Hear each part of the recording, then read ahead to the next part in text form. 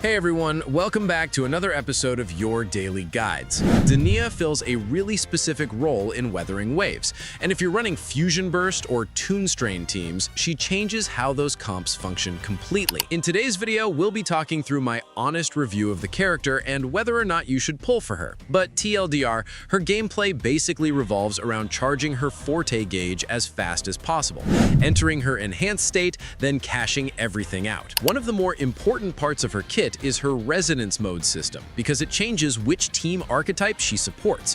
You can manually swap these modes in her talent menu depending on who you're pairing her with, but for context, Fusion Burst mode works best with Emeth because her field starts applying Fusion Burst directly to enemies, and her outro gives the team a massive 60% amplification to Fusion Burst damage. That buff alone makes her almost mandatory for optimized Emeth setups. Her second option is Toon Strain mode, which is designed around Luke teams.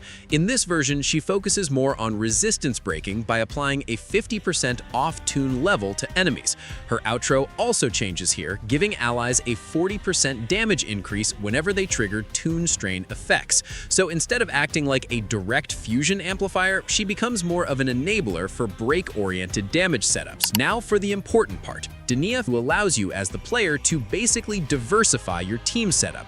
Dania's biggest value, honestly, comes from how much freedom she gives your account when you start building around Fusion Burst teams. Once you switch her into Fusion Burst Resonance mode, she basically becomes a dedicated support designed specifically for Emeth comps, and that changes how you can distribute your other premium units across multiple teams. If you already have Chisa, the setup becomes even easier because she comfortably fills the sustain slot while Dania handles the amplification and utility. What makes this important is that you're no longer forced to keep characters like Mornier or Lene tied to the same lineup just to make Emeth function properly. That flexibility matters a lot for endgame content because now you can move those units onto entirely different teams instead of stacking everything into one composition. Personally, I think Emeth paired directly with Dania feels significantly smoother because the Fusion Burst amplification lines up naturally with Emeth's damage windows, and the grouping also helps maintain consistent pressure during rotations. So for a lot of players, Dania isn't just another sub-DPS pickup. She actually opens up account flexibility in a way that lets your second and third teams feel much stronger instead of forcing all your best supports into one side. Right now, she really shines in two dedicated team setups. The first is Emeth alongside Dania and Chisa, where Chisa handles sustain and utility while Dania amplifies Fusion Burst damage for the main carry. The second is Luke with Dania and Mornier, focusing more on Toon Strain scaling and resistance pressure. Overall, Dania feels less like a standalone hyper carry and more like the missing engine piece for specific archetypes.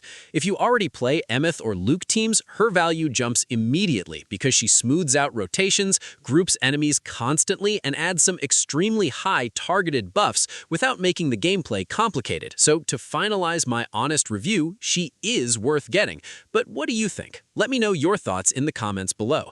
If you enjoyed this breakdown and found it helpful, make sure to like and subscribe for more. Thanks for watching, take care, and I'll catch you in the next one. Peace.